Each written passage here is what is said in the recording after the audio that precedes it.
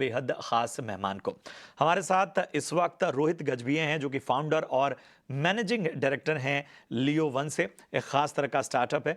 और हमारे साथ इस वक्त हैं पुनीत बंसल, जो कि आदैश के को फाउंडर हैं। पुनीत, आपका भी बहुत बहुत स्वागत। और इन दोनों ही दिग्गजों के स्टार्टअप के बारे में मैं ज़्यादा बात नहीं करूंगा, इनकी जुबानी ही हम समझेंगे कि आखिर इनकी कामयाबी की कहानी क्या है। तो सबसे पहले रोहित को शामिल करेंगे अपने कार्यक्रम के पहले हिस्से में।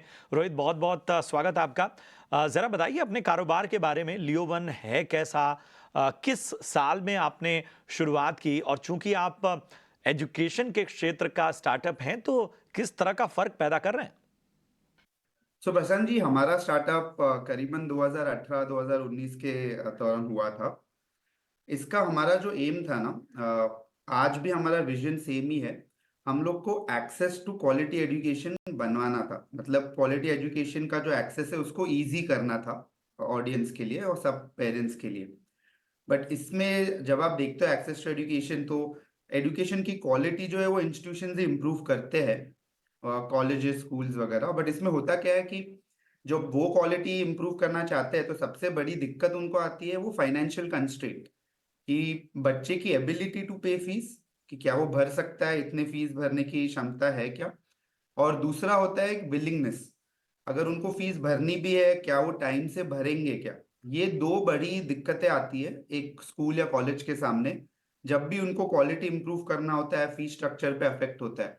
तो हमारा एम पहले से ही ये रहा है कि क्या हम ये एबिलिटी और विलिंगनेस क्वेश्चन जो है इसको हम रिजॉल्व कर सकते हैं क्या, एबिलिटी टू पे फीस एंड विलिंगनेस टू पे फीस।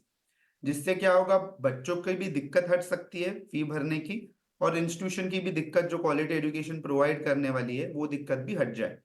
तो 2018-19 में हम लोगों ने एबिलिटी टू पे फीस ये एंगल को एक्सप्लोर किया था।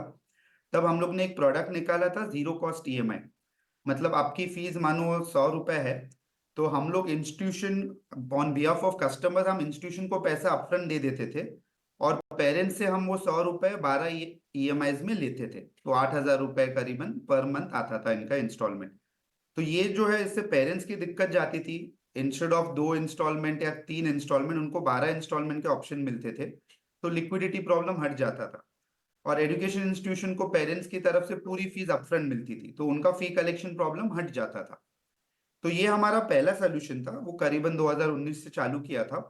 ये मॉडल बहुत सक्सेसफुल हुआ। हम लोगों ने 24 स्कूल से चालू किया था पहले साल में, फिर 400 स्कूल कॉलेजेस हुए सेकेंड ईयर, फिर 2000, आज 12,000 स्कूल कॉलेजेस के साथ हम काम करते हैं।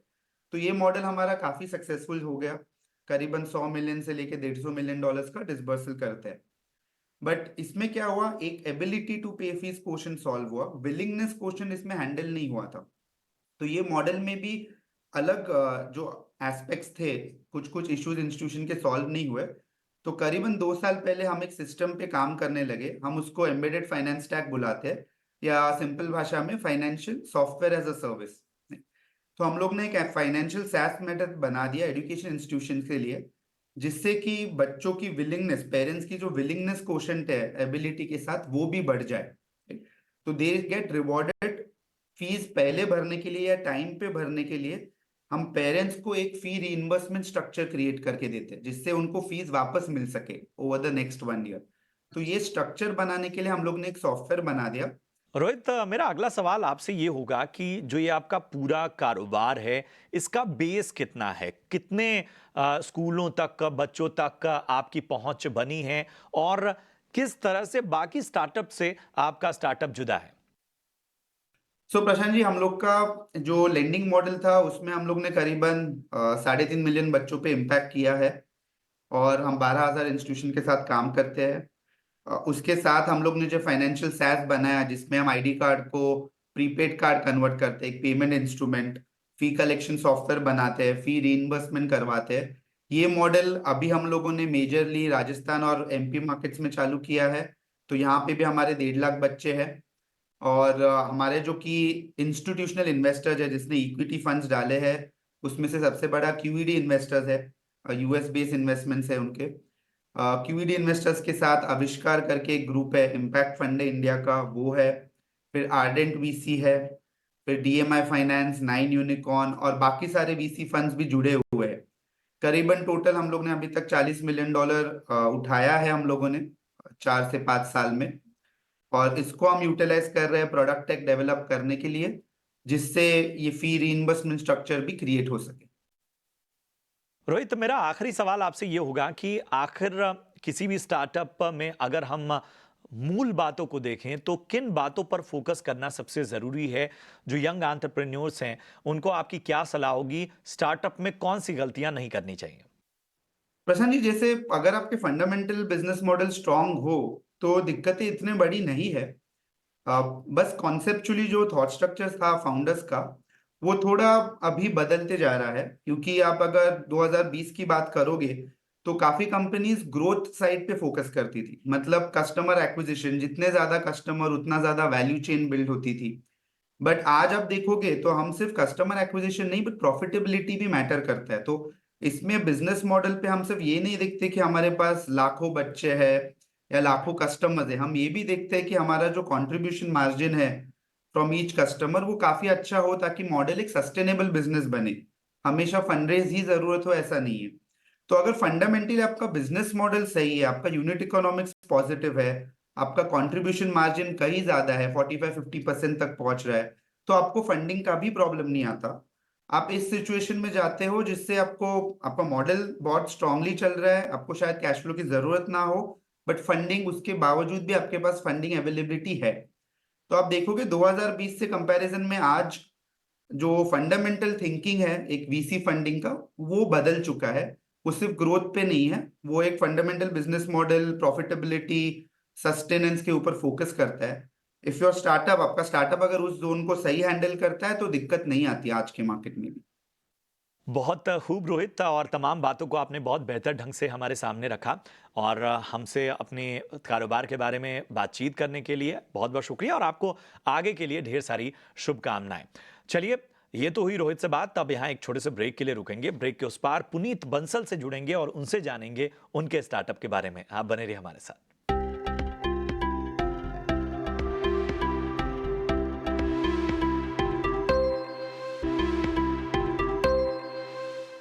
बहुत बहुत स्वागत है आपका आज स्टार्टअप मंत्र में। और हमारे साथ अब जुड़ चुके हैं पुनीत बंसल, जो कि को फाउंडर हैं आर डैश से।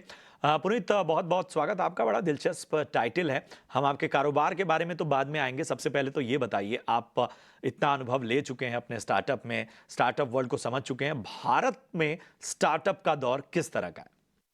इंडिया में स्टार्टअप का इकोसिस्टम बहुत ही वाइब्रेंट है। जैसे कि हम देख रहे हैं पिछले कुछ सालों से जो इंडिया से अपने यूनिकॉर्न्स निकल के आ रहे हैं, वो तो एक इंडिकेटर है, पर वो अभी हम थर्ड हाईएस्ट पहुंच चुके हैं वर्ल्ड में ऑलरेडी। करीब 100 यूनिकॉर्न्स हम लोग ऑलरेडी हैं। और अब कुछ इस पिछले 1-2 सालों से जो हो रहा है स्टार्टअप में, अब काफी सारे आपके बिजनेस वाइज B2B आपके स्टार्टअप्स आने लगे हैं, जो कि एक इंडस्ट्री की, एग्जिस्टिंग इंडस्ट्रीज की प्रॉब्लम को सॉल्व कर रहे हैं। तो ये काफी अच्छी चीज है, जो नया ट्रेंड देखने को मिल रहा है। फंडिंग चैलेंज और ये सब है इंडस्ट्री में, बट काफी अगर हम डीप में जाके देखें तो फंडिंग भी काफी करेक्टेड हो गई है। अब रियल जो वैल्यू क्रिएट कर रहे हैं उसको इन्वेस्टर्स भी ज्यादा बैक कर रहे हैं। और ओवरऑल नए इंडस्ट्री से लोग जो कि अपने आइडिया को उसमें इम्प्लांट करके एक नई चीज बना रहे हैं और बेहतर चीजें बना रहे हैं, वैसे स्टार्टअप्स भी ज्यादा आ रहे हैं। तो काफी ज्यादा एक्साइटिंग है अब वाली startup journey going forward. Puneet, अब मैं आता हूं आपके कारोबार के बारे में। जरा बताइए, आपका स्टार्टअप किस तरह का है? किस तरह की सर्विस और प्रोडक्ट में आप लोग डील करते हैं? इसकी शुरुआत कैसे हुई? हमारे स्टार्टअप का नाम है आर डैश, जो कि एक कंस्ट्रक्शन मैनेजमेंट प्लेटफॉर्म है। तो ये एक सॉफ्टवेयर एज अ सर्विस की कैटेगरी में आता है, जहां पे हम अपना प्लेटफॉर्म देते हैं कंस्ट्रक्शन डेवलपर्स को, कॉन्ट्रैक्टर्स को, और डिजाइन आर्किटेक्चर स्टूडियोज को, सब कॉन्ट्रैक्टर्स को। तो इस सॉफ्टवेयर की मदद से ये बिजनेसेस क्या है कि एक प्रोजेक्ट के जितने भी फेजेस होते हैं उस सब पे कोलैबोरेट कर पाते हैं। अब चाहे ऑफिस में बैठा डिजाइनर हो, आर्किटेक्ट हो, प्रोक्योरमेंट टीम हो, या कॉन्ट्रैक्टर हो जिसको आपका एमबीपी का, सिविल का काम करना है, या फिर आपका साइट इंजीनियर हो, प्रोजेक्ट मैनेजर हो, सभी मिलके इस प्लेटफॉर्म पे कोलैबोरेट करके प्रोजेक्ट को फास्टर डिलीवर कर पाते हैं। साथ ही में जो हमने देखा है, इस सॉफ्टवेयर की मदद से कंपनीज अपना 10 से 12% कॉस्ट सेव कर पाती हैं, और साथ ही में उनका पूरा बिजनेस और सारी प्रोसेसेस एक ही जगह स्टैंडर्डाइज हो जाती हैं। तो ये हमारा स्टार्टअप है। अगर मैं इसकी जर्नी बताऊं तो ये हमने स्टार्ट किया है करीब करीब 2022 से। पर 2021 से हमने एक्चुअली में इसकी जो असली शुरुआत करी थी, जहां पे हमने एक अपनी खुद की एक कंस्ट्रक्शन कंपनी खोली थी। हम को फाउंडर्स थे 3, और उस कंस्ट्रक्शन कंपनी में हम लोग स्मॉल प्रोजेक्ट्स जैसे कि रिटेल प्रोजेक्ट्स हो गए या फिर आपके ऑफिसेज बनाना, वेयर हाउसेज बनाना, ये हम लोग टेकअप करते थे। तो धीरे धीरे हम लोगों के प्रोजेक्ट्स बढ़ते गए। प्रोजेक्ट्स जब बढ़े तो हम लोगों ने देखा, मतलब मैं ऑपरेशंस लीड कर रहा था, तो एक साथ में इतने सारे प्रोजेक्ट्स को मैनेज करना एक बहुत बड़ा सरदर्दी था। हमने ट्राई किया कि एक्सेल पे ऑटोमेट करके, कुछ और टूल्स हैं उससे ऑटोमेट करके एक जगह सारे प्रोजेक्ट्स के फेजेस को मैनेज किया जाए, टीम्स के साथ कोलैबोरेट किया जाए, बट ये बहुत ही इम्पॉसिबल था। तो मैंने ऑप्शंस देखना शुरू किया कि क्या ऐसे दूसरे सॉफ्टवेयर्स कोई अवेलेबल हैं जहाँ ये सारा काम हम कर सकते हैं। तो मैंने करीब 40-50 सॉफ्टवेयर्स के सर्च करी, उनके डेमो लिए, पर ऐसा कोई मुझे सोल्यूशन मिला नहीं जो मेरी प्रॉब्लम्स को पूरा एक जगह पे सॉल्व कर पाए। मैंने साथ ही में फिर बात की और बिजनेस ओनर्स से भी जो हमारा तरीका ही काम कर रहे थे और बाकी कंस्ट्रक्शन भी कर रहे थे। तो उन लोगों से बात करने भी पता चला, हाँ हम भी सेम प्रॉब्लम सॉल्व फील कर रहे हैं, बट ऐसे ही होता है, अब आपको ऐसे ही मैनेज करना होता है, अब और तो कोई सोल्यूशन है नहीं। तो तब हमने डिसाइड किया कि यार नहीं, ये प्रॉब्लम बड़ी है, और लगभग ये हमारी प्रॉब्लम नहीं है, ये इंडिया में लगभग 1 लाख कंस्ट्रक्शन कंपनीज हैं, small and medium construction companies को मैं मानूं तो सबके लिए इतनी बड़ी प्रॉब्लम है, जबकि प्रॉब्लम और ये तरीका काम करने का सबका लगभग सेम है। हम एक ही इंडस्ट्री की बात कर रहे हैं, कंस्ट्रक्शन, तो लगभग सब एक ही तरह की प्रोसेसेस होती हैं, थोड़ा बहुत चेंज हो सकता है। तो क्यों ना एक प्लेटफॉर्म बना दिया जाए, ना कि खुद की प्रॉब्लम सॉल्व करो, सबकी प्रॉब्लम सॉल्व कर दी जाए। तो यहाँ से इसका ओरिजिन हुआ था। बिल्कुल, तो ये पूरी जर्नी रही पुनीत की, जो वाकई एक तरह से इंस्पायरिंग है। पुनीत, मेरा अगला सवाल स्टार्टअप वर्ल्ड में आने वाले चैलेंजेस से जुड़ा हुआ है। किस तरह की चुनौतियां आपने पेश की और आप कौन सा टेक अवे देंगे? कौन सी ऐसी बात है जिसका खास ध्यान रखा जाना चाहिए किसी भी स्टार्टअप की यात्रा में? एक स्टार्टअप में जी। अगर मैं बताऊं, खुद के एक्सपीरियंस से भी और जो मैंने बाकी लोगों से भी सुना है, देखा है, तो चैलेंजेस डे वन से ही आते हैं। तो अगर आप अपने तो आपको लगता है कि ये चल निकलेगी, पर मोर ऑफन, कई बार, अधिकतर केसेस में वो नहीं चलती है। तो आपको थोड़ा रेडी रहना पड़ता है कि आपके दिमाग में जो सॉल्यूशन है शायद वो ना चले, शायद वो कस्टमर्स को जो या जो मार्केट है उसको पसंद ना आए। तो आपको आइटरेट करने के लिए तैयार रहना होना जरूरी पड़ता है। और ये आइटरेशन की स्पीड, कि आप कितनी जल्दी जल्दी आइटरेट करके टेस्ट करके, अब ये चीज चल रही है क्या, अब ये चीज चल रही है क्या, या फिर ये किस कस्टमर पे चल रही है, तो सही कस्टमर कौन है। तो प्रोडक्ट और कस्टमर, इन दोनों का फिट आपको बहुत जल्दी खोजना पड़ता है। ये एक सबसे बड़ा चैलेंज है। इस चैलेंज को सॉल्व किए बिना आप आगे नहीं बढ़ सकते। और अब थोड़ा और आगे बढ़े तो आपके लिए चीज इंपॉर्टेंट हो जाती है कि थोड़े दिनों के बाद आप अकेले सारा काम नहीं कर सकते, तो आपको सही टीम चाहिए होती है। और वो टीम जो इनिशियली चाहिए होती है वो भी थोड़ी इसी माइंडसेट की चाहिए होती है, जो कि लगभग बहुत सारे काम कर पाए एक साथ, ना कि एक डिफाइंड काम कर पाए। ये इनिशियल फेज की मैं बात कर रहा हूँ। फिर थोड़ा और देर के फेज की बात करें, जब आपकी स्टार्टअप थोड़ा ग्रो कर गया है, तो आपको थोड़ा सा मैनेजमेंट चाहिए होता है, जो कि आपके आइडियाज, आपके माइंडसेट्स के अलाइंड हो, ओवरऑल कंपनी के विजन से अलाइंड हो, और वो लीडरशिप का रोल प्ले कर पाए। तो ये टीम और लीडरशिप वाइज आपको चैलेंजेस जो सॉल्व करने पड़ते हैं। एंड डेफिनेटली एक तीसरी चीज जो मैं बोलूंगा, कि आपको अपने फाइनेंसेस और फंडिंग का डे वन से ही ध्यान रखना पड़ता है। तो finances and funding, it's not just कि फंडिंग की हम बात कर रहे हैं। फाइनेंसिस का मतलब ये भी हो गया कि आप जो प्रोडक्ट या सर्विस आप जो लॉन्च करने वाले हो, क्या वो डे वन से प्रॉफिटेबल होने वाली है। अगर हाँ तो अच्छी बात है, तो आप किस रेट से आप ग्रो कर सकते हो, क्या उसके लिए भी आपको एडिशनल फंडिंग चाहिएगी। अगर आप प्रॉफिटेबल नहीं हो, तो आप कितने कस्टमर या कितने साल या कितने महीनों में प्रॉफिटेबल होने वाले हो, उसका एक क्लियर डिफाइंड आपके पास पाथ होना चाहिए। अगर ये आपके पास पाथ होता है, तो आप प्रोजेक्ट कर सकते हो कि यार मेरे को तब तक तो 2 साल के लिए तो मेरे को पैसा थोड़ा सा बर्न करना पड़ेगा या फिर पैसा जलाना पड़ेगा। अब वो असली में तो आप किसी से, आपको या तो क्रेडिट उठाना पड़ेगा या फिर आप इन्वेस्टमेंट लोगे। तो यहाँ आ जाती है सबसे बड़ी फाइनेंशियल और बिजनेस मॉडल की, कि आप कितने दिनों में प्रॉफिटेबल होने वाले हो, और वो आपने सही से प्लान किया है कि नहीं। तो साथ ही में आ जाते हैं हमारे इन्वेस्टर्स। तो आपको इसको फंड करने के लिए इन्वेस्टर्स की हेल्प चाहिए होती है।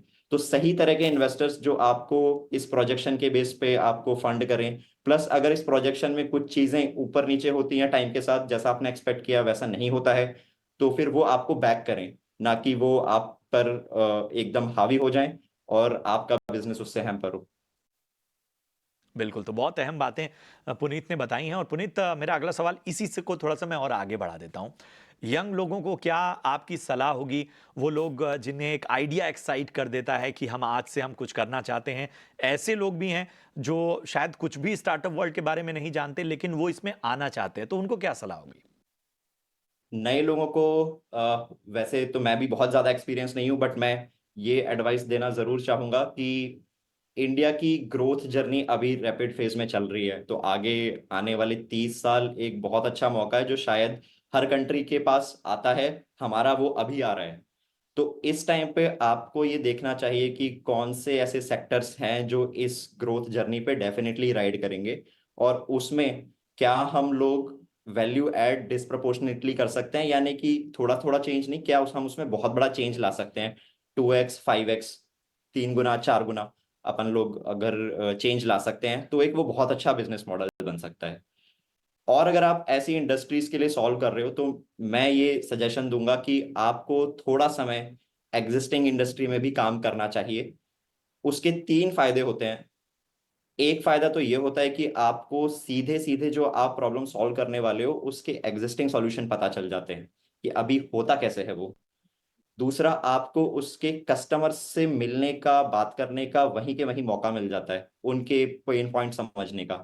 तो एक हमने प्रॉब्लम समझ ली कि उसका सॉल्यूशन क्या अभी अवेलेबल है, क्या होना चाहिए, एक हमने कस्टमर समझ लिए। साथ ही में आपको उसी नेटवर्क के कारण, क्योंकि आप सेम इंडस्ट्री में काम कर रहे हो, तो आपको पहले से ही एक नेटवर्क पता चल जाता है। आप अपना स्टार्टअप स्टार्ट करने से पहले ही लोगों को खोज के रख सकते हो कि यार इस चीज में ये पहले से अच्छा है, अगर मैं अपना विजन इसके साथ शेयर करूं तो शायद हम मिलके कुछ और अच्छा कर सकते हैं, जो कि इस इंडस्ट्री जो एग्जिस्टिंग स्टैंडर्ड है उसको हम और हायर लेवल पे ले जाएंगे। साथ ही में जब ऐसे बैकग्राउंड के साथ आप आते हो तो इन्वेस्टर्स भी आपको काफी ज्यादा वाउच करते हैं, वो आपको बहुत सपोर्ट करते हैं। वो समझते हैं कि ये इसकी प्रॉब्लम को जानते हैं, तो ये सॉल्व जो हमें बता रहे हैं ये कर लेंगे। तो ये एक डिफाइनिंग फैक्टर तो नहीं है, बट ये काफी इंपॉर्टेंट फैक्टर बन जाता है। तो एक मेरी इस अराउंड हिदायत है कि अगर आप कुछ ऐसा करने वाले हैं जो कि इंडस्ट्री एग्जिस्टिंग से रिलेटेड है तो आप उसमें काम जरूर कर लें। इसके अलावा मैं एक जनरल सजेशन ये दूंगा कि स्टार्टअप को कई बार हमारा देखने का तरीका क्रेज की तरह देखने का होता है कि यार मुझे तो स्टार्टअप करना है। वैसे तो आजकल की यंग जनरेशन काफी डिटरमाइंड है, वो ये सब सोच के आती है कि स्टार्टअप जो है वो एक गिमिक या फिर एक क्रेजी या फिर एक ग्लैमर के लिए नहीं है, ये हम प्रॉब्लम सॉल्व करने के लिए घुस रहे हैं। तो हमें एक लॉन्ग हॉल के लिए इस मैदान में उतरना चाहिए, हमें रेडी रहना चाहिए कि ये 1 2 3 साल की जर्नी नहीं, ये शायद लंबे 5 10 15 साल की जर्नी है। तो वो सब हमें दिमाग के में रखते हुए अपने आइडिया से ज्यादा अपने पूरे पूरे मेहनत, अपने माइलस्टोन्स, अपने प्रोजेक्शंस पे, अपनी ग्रोथ पे, अपनी टीम को साथ में संजोए रखना, इस चीज पे हमें ध्यान रखना चाहिए। तो इस पूरी जर्नी के लिए तैयार रहें, और इस पूरी जर्नी में जो आपकी टीम है, आपके इन्वेस्टर्स हैं, आपके कस्टमर्स हैं, उनको आप संजो के रखना आपको पड़ेगा, ये आप ध्यान रखें। बिल्कुल, तो ये मूल मंत्र आपको ध्यान में रखना होगा। पुनीत, जरा अपने बिजनेस प्लान को लेकर आगे बताइए, किस तरह की आगे आपकी विस्तार की योजना है, किस तरह की खास प्लानिंग के साथ आगे बढ़ रहे हैं? फ्यूचर को लेके हमारे प्लान्स ये हैं कि हम लोग चाहते हैं कि small and medium construction companies को हम ज़्यादा से ज़्यादा पेनिट्रेट करें। हम 1 साल के अंदर 1000 कंपनीज को पेनिट्रेट करना चाहते हैं।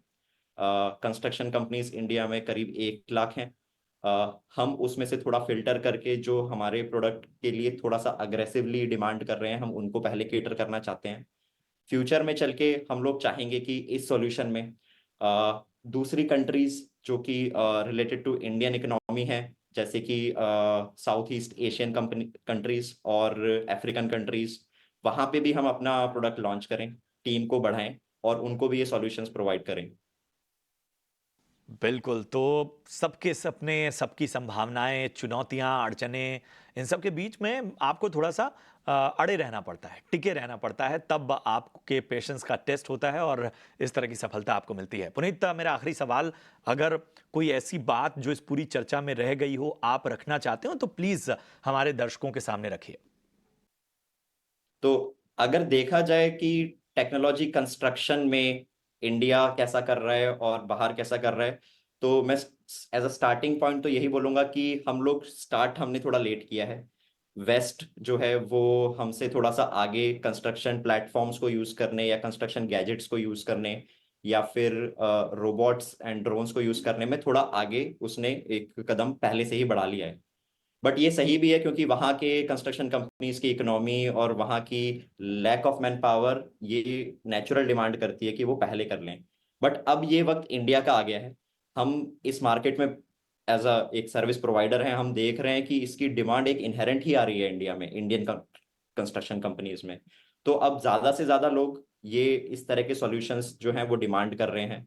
और इसका रीजन भी ये है कि इन बिजनेसेस ने, बिजनेस ओनर्स ने देखा है कि बाकी सेक्टर्स में कैसे टेक्नोलॉजी ट्रांसफॉर्मेशन लाई है इंडिया में, और वो बहुत रैपिड ट्रांसफॉर्मेशन लाई है। हर सेक्टर में जैसे ही हमारे टेक्नोलॉजी का इंटरवेंशन हुआ है उसके कुछ ही सालों में पूरी इंडस्ट्री चेंज हो गई है, और वो चेंज फॉर गुड हुई है। यानी कि पूरी इंडस्ट्री का साइज बढ़ा है, किसी का नुकसान नहीं हुआ है, नई नई कंपनीज ही आई हैं। कई बार हमें लगता है कि क्या टेक्नोलॉजी के आने से कुछ सेक्टर में कुछ जॉब्स क्या कट हो जाएंगी। तो ये सब हमें हर हर बार जब कोई टेक्नोलॉजी किसी इंडस्ट्री में पेनिट्रेट करती है तो यही डर लगता है। कंस्ट्रक्शन में भी एक ये डर लोगों को शुरू में दिमाग में रहता है, या तो मैं कहूँगा रहता था। जब से हमने देखा है कि इस तरह के कंस्ट्रक्शन प्लेटफॉर्म्स या टेक्नोलॉजी को हम यूज करते हैं तो उससे ओवरऑल सेक्टर ही ग्रोथ होता है और नई तरह की जॉब्स निकलती हैं। अब आपकी अगर इस तरह की टेक्नोलॉजी यूज करने से आपके प्रोजेक्ट्स जल्दी होंगे, आप सेम टीम से ज्यादा कर पाओगे काम, तो आप ज्यादा प्रोजेक्ट्स कर रहे हो, आप ओवरऑल आपकी डिमांड को फुलफिल करने की कैपेसिटी बढ़ जाती है। तो आप और जॉब्स क्रिएट कर पाओगे to take up new projects. और ओवरऑल इंडिया जिस ग्रोथ जर्नी में है तो ओवरऑल हम लोग एज अ कंस्ट्रक्शन ही ज्यादा कर पाएंगे। साथ ही में इस तरह की टेक्नोलॉजी के कारण नए तरह की जॉब्स भी निकलती हैं, जैसे कि अब प्रोजेक्ट्स या कंस्ट्रक्शन प्रोजेक्ट्स को कैसे हम डेटा से एनालाइज करके रियल टाइम रिपोर्ट करें, कस्टमर सपोर्ट और technology, data analytics, project controls, इस तरह की नई जॉब्स बहुत ही हाई वैल्यू में आने वाली हैं। तो not just number of jobs, quality of jobs भी कंस्ट्रक्शन सेक्टर में इसकी मदद से बढ़ेगा। बहुत बहुत शुक्रिया करेंगे पुनीत हमसे जुड़ने के लिए और इस खास बातचीत के लिए। और कोशिश यही है हमारी कि हम लोगों को थोड़ा इंस्पायर करें, उनकी जानकारी बढ़ाएं, और इस चर्चा में भी हमने यही किया। फिलहाल स्टार्टअप मंत्र की पूरी टीम को दीजिए इजाजत। आप देखते रहिए ET नाउ स्वदेश। नमस्कार।